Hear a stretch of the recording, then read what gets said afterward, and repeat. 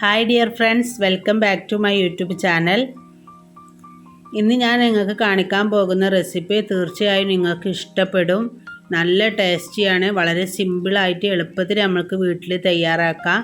വലിയ വലിയ ഹോട്ടലിലൊക്കെ പോയി നല്ല പൈസ കൊടുത്തിട്ട് ഇത് കഴിക്കേണ്ട ആവശ്യമൊന്നുമില്ല കേട്ടോ. സിമ്പിളായിട്ട് നമ്മളെ വീട്ടിൽ ഉണ്ടാക്കാൻ പറ്റുന്ന നല്ലൊരു റെസിപ്പിയാണിത്. നല്ല ടേസ്റ്റാണ്. അപ്പോൾ പാൽക്കപ്പയും ബീഫും ആട്ടോ അന്ന് ഞാൻ നിങ്ങൾക്ക് വേണ്ടി കാണിച്ചു തരുന്നത്. അപ്പോൾ കപ്പ കഴിക്കാത്ത കുട്ടികളൊക്കെ ഉണ്ടെന്നുണ്ടെങ്കിൽ ഇതേ രീതിയിൽ ഉണ്ടാക്കി കൊടുത്താൽ കുട്ടികളായാലും വലിയവരായാലും ഒക്കെ നല്ല ടേസ്റ്റിൽ ഇത് കഴിക്കും കേട്ടോ. വളരെ സിമ്പിളായിട്ട് നമ്മുടെ വീട്ടിൽ ഇതെങ്ങനെ തയ്യാറാക്കാമെന്ന് നമുക്ക് വീഡിയോ കണ്ടു നോക്കട്ടോ. അതിൻ്റെ മുന്നേ വീഡിയോ നിങ്ങൾ മുഴുവനായിട്ട് കാണണം. സബ്സ്ക്രൈബ് ചെയ്യാത്ത കൂട്ടുകാരുണ്ടെങ്കിൽ ഒന്ന് സബ്സ്ക്രൈബ് ചെയ്ത് സപ്പോർട്ട് ചെയ്യണം കേട്ടോ. അപ്പോൾ നമുക്ക് വീഡിയോയിലേക്ക് പോകാം. അതിന് വേണ്ടി ഇതാ കുറച്ച് വെജിറ്റബിൾസൊക്കെ ഞാൻ ഇവിടെ റെഡിയാക്കി വെച്ചിട്ടുണ്ട്. അപ്പോൾ ഇനി ഞാൻ മിക്സിയുടെ ജാറിലോട്ട് 1 ടേബിൾ സ്പൂണ് പെരിഞ്ചീരകമാണ് ഇട്ട് കൊടുത്തിട്ടുള്ളത്. അതിലേക്ക് ചെറിയുള്ളിയും ഇഞ്ചിയും പച്ചമുളകൊക്കെ കൂടി ഇട്ടിട്ട് ഒന്ന് ക്രഷ് ചെയ്തെടുക്കുക കേട്ടോ. ഇനി ബീഫ് ഉണ്ടാക്കാൻ വേണ്ടിയിട്ടുള്ള കുക്കർ അടുപ്പിൽ വെച്ചിട്ടുണ്ട്. അതിലേക്ക് വെളിച്ചെണ്ണയാണ് ഒഴിച്ചു കൊടുക്കുന്നത്. വെളിച്ചെണ്ണ ഒന്ന് ചൂടായി വരുമ്പോൾ നമ്മൾ മിക്സിയുടെ ജാറിൽ അടിച്ചു വെച്ച ആ വെജിറ്റബിൾസൊക്കെ കൂടി ഇതിലേക്ക് ഇട്ട് കൊടുക്കണം. അതിൻ്റെ കൂടെ തന്നെ കുറച്ച് കറിവേപ്പിലയും കൂടി ഇട്ട് കൊടുത്തിട്ടുണ്ട്.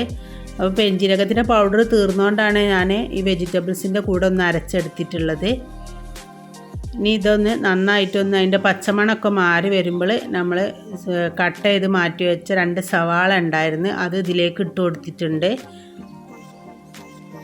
അപ്പോൾ പെരിഞ്ജീരകം ഇല്ലാതെ നമ്മൾ ബീഫൊക്കെ ഉണ്ടാക്കുമ്പോൾ ആ ഒരു ടേസ്റ്റ് കിട്ടില്ല കേട്ടോ. പെരിഞ്ജീരകം മസ്റ്റാണ് ബീഫിന്. അപ്പോൾ ഇതിലേക്ക് ഉപ്പൊക്കെ ഇട്ട് കൊടുത്തിട്ട് സവാള നല്ല രീതിയിൽ തന്നെ ഒന്ന് വഴറ്റി വരുന്നുണ്ട്. വഴറ്റി വന്നതിന് ശേഷം നമ്മൾ തക്കാളി അരിഞ്ഞത് ഇട്ട് കൊടുക്കുകയാണ്. 2 തക്കാളി തന്നെയാണ് കേട്ടോ എടുത്തിട്ടുള്ളത്. ആ തക്കാളിയും കൂടി അതിലിട്ട് കൊടുത്തിട്ട് നന്നായിട്ടൊന്ന് വഴറ്റിയെടുക്കുകയാണ്. അപ്പോൾ ഇതാ തക്കാളിയും സവാളയും ഒക്കെ ഒന്ന് നല്ല രീതിയിൽ തന്നെ ഒന്ന് വഴറ്റി വന്നിട്ടുണ്ട്. ഈ സമയത്ത് നമുക്ക് ഇതിലേക്കുള്ള മസാലകളൊക്കെ ഇട്ട് കൊടുക്കുക. 1/2 ടീസ്പൂണ് മഞ്ഞൾപ്പൊടിയാണ് ഞാൻ ഇട്ട് കൊടുത്തിട്ടുള്ളത്. മസാല ഇട്ട് കൊടുക്കുമ്പോൾ നമ്മൾ തീ കുറച്ച് വെക്കണം കേട്ടോ. പിന്നെ 1 ടീസ്പൂണ് മുളക് പൊടി ഇട്ട് കൊടുത്തിട്ടുണ്ട്. അത്യാവശ്യം നല്ല എരിവുള്ള മുളക് പൊടിയാണ്, അതുകൊണ്ട് 1 ടീസ്പൂണാണ് ഇട്ട് കൊടുത്തിട്ടുള്ളത്. പിന്നെ ഇതിലേക്ക് നമ്മൾ 2 ടീസ്പൂണ് മല്ലിപ്പൊടിയാണ് ഇട്ട് കൊടുത്തിട്ടുള്ളത്.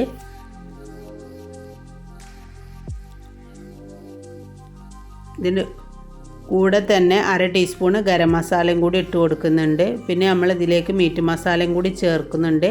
2 ടേബിൾ സ്പൂൺ മീറ്റ് മസാലയാണ് ഞാൻ ഇതിലേക്ക് ചേർത്ത് കൊടുത്തിട്ടുള്ളത്. 1 കിലോ ബീഫാണ് കേട്ടോ എടുത്തിട്ടുള്ളത്. അതിൻ്റെ ഒരു അളവാണ് ഞാൻ പറയുന്നത്. ഇനി ഇതെല്ലാം കൂടി നല്ല രീതിയിൽ തന്നെ ഒന്ന് വഴറ്റിയെടുക്കുക. ഫ്ലെയിം കുറച്ച് വെച്ചിട്ട് നല്ല രീതിയിൽ തന്നെ ഒന്ന് വഴറ്റിയെടുക്കണം. അതിൻ്റെ ആ പച്ചമണമൊക്കെ മാറി വരുന്ന വരെ ഒന്ന് വഴറ്റിയെടുക്കുക. ഇതിലേക്ക് 1 ടേബിൾ സ്പൂൺ വിനെഗറും കൂടി ഒഴിച്ച് കൊടുത്തിട്ടുണ്ട്. നമ്മുടെ ബീഫ് നല്ല സോഫ്റ്റായി കിട്ടാൻ വേണ്ടിയിട്ടാട്ടോ വിനെഗർ ചേർത്ത് കൊടുക്കുന്നത്. പിന്നെ ബീഫ് എപ്പോഴും നല്ല ടേസ്റ്റിയായി കിട്ടൽ അടുപ്പിൽ വെച്ചിട്ട് കുക്ക് ചെയ്യുമ്പോഴാട്ടോ. സാധാ വിറകടുപ്പിൽ കുക്കറിൽ വെച്ചാൽ എനിക്ക് അത്രയ്ക്ക് കണ്ട് ഇഷ്ടാവില്ല. പക്ഷേ ഇതേ രീതിയിലൊന്ന് ഉണ്ടാക്കി നോക്കിയപ്പോൾ നല്ല ടേസ്റ്റ് ഉണ്ടായിരുന്നു. കുക്കറിൽ തന്നെ ഉണ്ടാക്കിയിട്ട് നല്ല ടേസ്റ്റ് ഉണ്ടായിരുന്നു.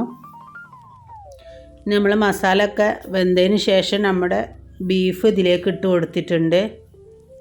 ഇപ്പോൾ വലിയ സൈസാക്കിയിട്ടാട്ടോ കട്ട് ചെയ്തിട്ടുള്ളത്.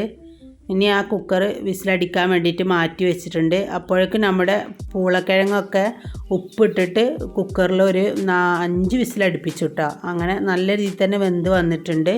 ഇനി ഇതിലേക്ക് ഞാൻ 1.5 കപ്പ് തേങ്ങാപ്പാലാണ് കേട്ടോ ഒഴിച്ചു കൊടുത്തിട്ടുള്ളത്. അപ്പോൾ പൂളക്കിഴങ്ങ് വെന്ത വെള്ളമൊക്കെ ഒഴിവാക്കിയിരിക്കണേ. എന്നിട്ടൊരു പാത്രത്തിലേക്ക് കൊട്ടിയിട്ട് അതിലേക്ക് 1.5 കപ്പ് തേങ്ങാപ്പാൽ ഒഴിച്ചു കൊടുത്തിട്ടുണ്ട്. 2 കിലോ കപ്പയാണ് കേട്ടോ മേടിച്ചിട്ടുള്ളത്. ഇതിലേക്ക് 1.5 കപ്പ് തേങ്ങാപ്പാലാണ് ഞാൻ ഒഴിച്ചിട്ടുള്ളത്. ഇനി ഒരു പൂളക്കിഴങ്ങൊക്കെ നല്ല നമ്മളിങ്ങനെ ഉടച്ചെടുക്കണം കേട്ടോ. അപ്പോൾ അതിന് വേണ്ടിയിട്ട് പൂളക്കിഴങ്ങ് വേവിക്കുമ്പോൾ തന്നെ നല്ല രീതിയിൽ തന്നെ വെന്ത് വരണം. ഇപ്പോൾ ഇത് പൂളക്കിഴങ്ങും തേങ്ങാപ്പാലൊക്കെ കൂടി റെഡി ആയിട്ടുണ്ട്. ഇനി നമ്മൾ ഒരു പാത്രം എടുത്തിട്ട് അതിലേക്ക് 2 ടേബിൾ സ്പൂൺ നെയ്യാണ് എടുത്തിട്ടുള്ളത്. നെയ്യല്ലെങ്കിൽ വെളിച്ചെണ്ണ ആയാലും മതി. നെയ്യിലാവുമ്പോൾ കുറച്ചുകൂടെ ഒന്ന് ടേസ്റ്റ് കൂടും. നെയ്യ് ചൂടായി വരുമ്പോൾ കുറച്ചധികം ചെറിയുള്ളി കട്ട് ചെയ്തത് ഞാൻ അതിലേക്ക് ഇട്ട് കൊടുക്കുകയാണ്. ചെറിയുള്ളി നല്ല രീതിയിലൊന്ന് മൂത്ത് വരണം. ഒരു ബ്രൗൺ കളറായി വരുന്ന വരെ വെയിറ്റ് ചെയ്യണം. ഇപ്പോൾ ചെറിയുള്ളിയൊക്കെ ഒന്ന് മൂത്ത് വന്നപ്പോൾ ഇതിലേക്ക് ഞാൻ 4 പച്ചമുളക് കീറി ഇട്ട് കൊടുത്തിട്ടുണ്ട്. കുറച്ച് കറിവേപ്പിലയും കൂടി ഇതിലേക്ക് ഇട്ട് കൊടുത്തിട്ടുണ്ട്. ഇപ്പോൾ ഉള്ളിയൊക്കെ നല്ല രീതിയിൽ തന്നെ ഒന്ന് മൂത്ത് വന്നിട്ടുണ്ട്. ഈ സമയത്ത് നമുക്ക് കിഴങ്ങിലോട്ട് കപ്പ വേവിച്ചതിലേക്ക് ഈ ഉള്ളി ഇട്ട് കൊടുക്കാം. അപ്പോൾ നമ്മുടെ പാൽക്കപ്പ ഇവിടെ റെഡി ആയിട്ടുണ്ട് കേട്ടോ. നല്ല സിമ്പിളാണ് പാൽക്കപ്പ ഉണ്ടാക്കാൻ വേണ്ടിയിട്ട്. നല്ല ടേസ്റ്റിയാണ് ഇത് കഴിക്കാൻ വേണ്ടിയിട്ട്. അപ്പം ഇനി ഇതെല്ലാം കൂടി ഒന്ന് മിക്സ് ചെയ്തിട്ട് മാറ്റി വെക്കണം. അപ്പോൾ തേങ്ങാപ്പാലിലൊക്കെ ഇടുന്നിട്ട് ഒന്നും കൂടി വെന്ത കാരണം അടിപൊളി ടേസ്റ്റാട്ടോ പാൽക്കപ്പക്ക്. അപ്പോൾ ഇതാ ബീഫ് കണ്ടില്ല, വെള്ളം ഒഴിക്കാതെ വേവിച്ചതാണ്. പക്ഷേ അധികം വെള്ളമൊന്നുമില്ല, എന്നാലും കുറച്ചും കൂടി ഒന്ന് വെള്ളം വറ്റിയെടുക്കാനുണ്ട്. അപ്പോൾ അതിന് വേണ്ടി അതൊന്ന് തൂമിക്കാൻ വേണ്ടി ഞാനൊരു പാൻ അടുപ്പിൽ വെച്ച് വെളിച്ചെണ്ണ ഒഴിച്ചിട്ട് അതിലേക്ക് കുറച്ച് ചെറിയുള്ളി ഇട്ട് കൊടുത്തിട്ടുണ്ട്. ചെറിയുള്ളി ഒന്ന് മൂത്ത് വരുമ്പോൾ 1/2 ടീസ്പൂൺ ഉലുവ ചേർത്ത് കൊടുത്തിട്ടുണ്ട്. ഇനി ഇതിലേക്ക് കുറച്ച് വേപ്പിലയും കൂടി ഇട്ട് കൊടുക്കുന്നുണ്ട്. ഇനി നമുക്ക് വേവിച്ച് വെച്ച ബീഫ് ഇതിലേക്ക് ചേർത്ത് കൊടുക്കാം.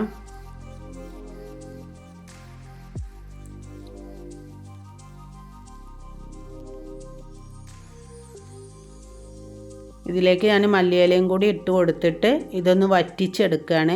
ഇപ്പോൾ നമ്മുടെ ബീഫ് ഇവിടെ റെഡി ആയിട്ടുണ്ട്. അപ്പോൾ എല്ലാവരും ഈ റെസിപ്പി ഒന്ന് ട്രൈ ചെയ്ത് നോക്കുക. അടിപൊളി ടേസ്റ്റാണ്. നിങ്ങൾക്ക് വീഡിയോ ഇഷ്ടപ്പെട്ടാൽ ലൈക്ക് ചെയ്യാനും ഷെയർ ചെയ്യാനും അഭിപ്രായങ്ങളും നിർദ്ദേശങ്ങളൊക്കെ കമൻറ്റായി അറിയിക്കാനും